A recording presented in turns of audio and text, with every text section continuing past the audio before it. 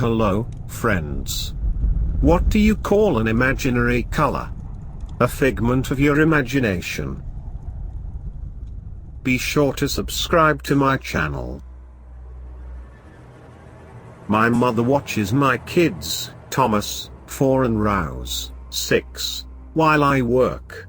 She lives only 5 minutes away, and my kids have a close bond with her and my dad. She determined after a few years of me shuttling back and forth to daycare that she would rather retire and make them her full-time job. When my parents go out of town, we take their dog, Mia. She is a long-haired dachshund, black with brown paws, that my mum found on the side of the highway as a puppy. Although she always professed she didn't like small dogs, she was mourning the loss of our black lab only a few months prior, and she brought Mia home to fill the void. She always said she was meant to find her. The thing you have to understand about this dog is that while she's 100% submissive to my parents, siblings, and my family, she is extremely protective of all of us. She sits next to doors, waiting for my kids to enter the house first, and patiently waits for her turn to have dinner, next to Tommy's chair, of course, in case he drops something. In contrast, when my husband's father plays with them, tickling and throwing them in the air, we have to crate her because she thinks that he is attacking them. Just about anything in her yard prompts a vicious response, and, typical for dachshunds, she doesn't seem to know or care that she is sometimes smaller than the object of her aggression. There is no doubt in my mind that she would attack a bear before letting it get near her kids. She seems happy knowing her place at the bottom of the pack. She is well fed, a little lazy, and her favorite position is draped across my daughter's stomach, napping while Rose watches TV. You may wonder why I'm bothering to tell you all of this, but it's important. I don't know how my mum saw a tiny black furry thing on the side of the highway, or why she stopped to check it out. I don't know why they decided not to bring her to the beach with them this weekend as they normally would, only that they asked if we could take her. I do know that we spoil her, and even though she sleeps in a crate at home, we let her sleep with the kids when she is here. Thank God we do. It was around 3 AM when I woke up and padded to the bathroom, hoping that I wasn't heading into a bout of insomnia. Usually, before going back to my room, I'll pop into the kids' rooms, turn them right side up, fix thrown around blankets, things like that. My house is small, a ranch just big enough for all of us. The bathroom is across the hall from my son's room. Next to his room is ours, with my daughter's across from that. The first thing that I noticed through the sleepy haze was that my son's window shade was blowing gently. We had closed all of the windows earlier to turn on the air conditioner, but I thought to myself he must have opened it. All of our windows have safety feature, 2 plastic pieces that we can pop out on the upper frame that only allow the window to open 3 inches. It stops curious children from falling out, and anyone from breaking in. I always keep these engaged on the kids' windows. My son was sprawled sideways, his head resting on the bumper of his bed with one foot on his pillow and the other propped up on the windowsill. His stuffed tiger was tucked in one arm, his blanket in the other. Dinosaurs and other toys were strewn all over his bed, evidence that he had not gone right to sleep that night. I paused for a moment to watch him sleep in his ridiculous way before fixing everything. They only stay little for a minute, you know. As I watched him sleep, the shade over the window slowly moved. I should have moved more quickly, I know, but in the middle of the night, when your brain is half asleep, reaction times aren't quite up to par. Honestly, my first thought was that I must be asleep, having a nightmare. As I stood there in growing horror, a long, pale limb reached under the shade toward him. An arm, extremely thin, with long fingers, but not quite human. It was too long to be human. It grazed his stomach, still pudgy with the remnants of toddlerhood, and slowly started to wrap around one little leg. It was at this point that I snapped out of my stupor, nightmare or not. Nothing was going to pull my baby out of his bed. Before I made it to the bed, though, a little black form came tearing from Rose's room across the hall. With a snarl bigger than her size, Mia latched onto the arm that held Tommy's leg and fiercely shook her head, tearing into the white flesh. With a noise somewhere between a screech and a scream, the creature outside the window yanked its arm back outside. Mia followed the retreating appendage, scrabbling at the windowsill as if trying to dig through it, jamming her head through the little gap. Luckily she couldn't fit, it was a 6-foot drop on the other side.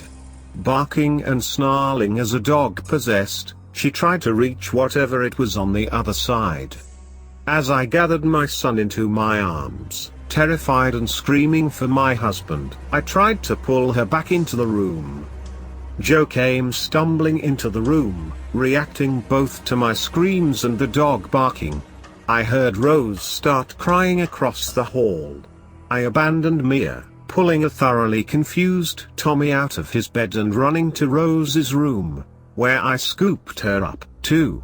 I put them both on the floor at the foot of my bed, far from both windows in my room, and made sure both were locked. Joe kept asking what happened, and between sobs, I explained that there was something outside that tried to take Tommy. He was holding Mia, who was squirming and growling. At first, he tried telling me it was just a dream, but it was hard to deny that something really happened. The dog was still barking. She finally tore free from his arms and took off toward the opposite side of the house. Joe told me to stay with the kids and went in the closet safe for his gun. He doesn't really keep it for home defense as much as for a hobby, being that it takes a minute to get it out, but I was glad he took the minute to take it. He disappeared into the hallway, and once he was past the faint night light in Tommy's room, he was gone into the dark. The dog was still barking. Long minutes passed. I could hear Mia run from the front door to the back, then to the window in the kitchen, then to the one by the table. Listening to her path, I realized whatever she heard was slowing, circling the house. Next to the bathroom, then Rose's room. Finally, she ran into our room, and knowing we were close to whatever was outside intensified her aggression. The kids cried, and I tried to muffle the sound without smothering them, telling them everything would be fine.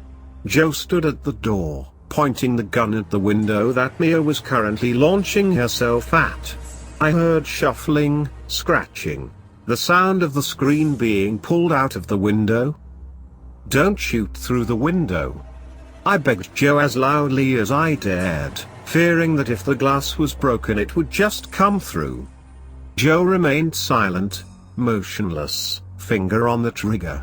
We waited for long moments while the creature outside scratched and banged, looking for weakness in the frame.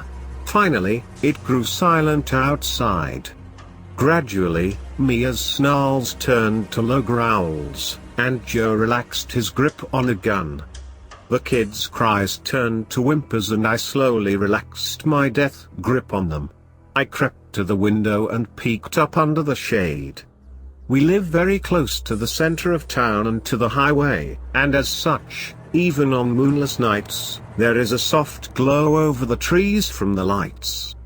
It's not great for star watching, but it is comforting to me that it is never pitch black outside.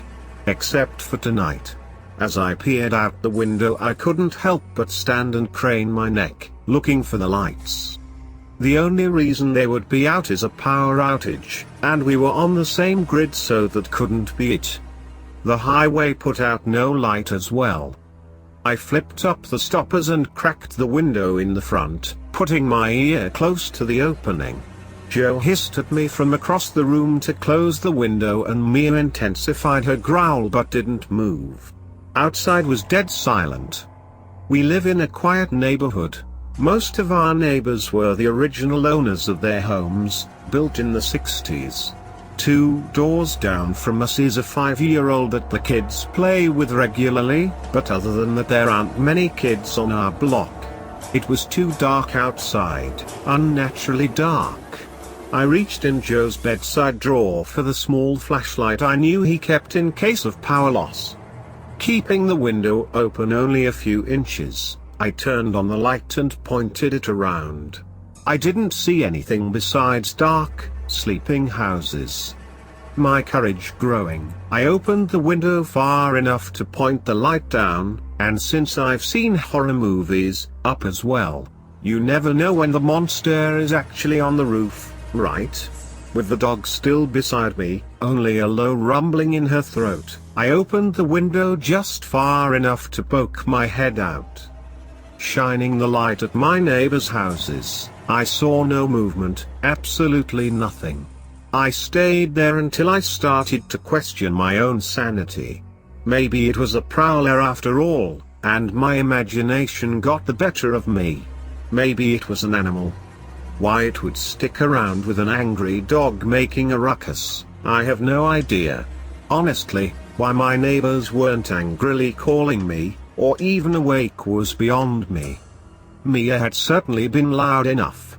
I was about to pull my head inside the window when a slight movement out of the corner of my eye caught my attention.